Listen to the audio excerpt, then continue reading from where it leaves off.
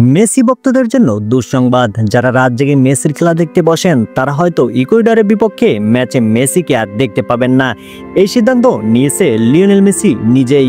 Lionel Messi নিজে জানালেন, আমি স্কলনির সঙ্গে কথা বলেছি, আমরা সিদ্ধান্ত নিয়েছি এই ম্যাচে বিশ্রাম নেওয়া আমার জন্য ভালো হবে, কারণ আমি সম্প্রতি ইনজুরি থেকে ফিরেছি, এখন ভালো আছি, কিন্তু ভ্রমণ করে টানা ম্যাচ খেলার ঝুঁকি আমি নিতে চাই না।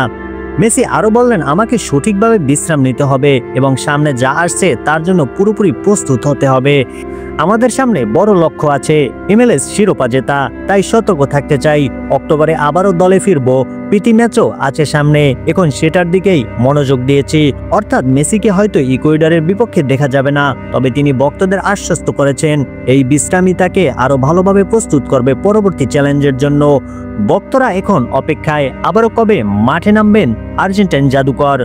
আপনার কি মনে হয় মেসি না খেলার সিদ্ধান্তটা কি ঠিক হয়েছে, নাকি তাকে খেলানো উচিত ছিল? কমেন্টে জানান আপনার মতামত। ভিডিওটি ভালো লাগলে লাইক করবেন এবং চ্যানেলটি সাবস্ক্রাইব করবেন।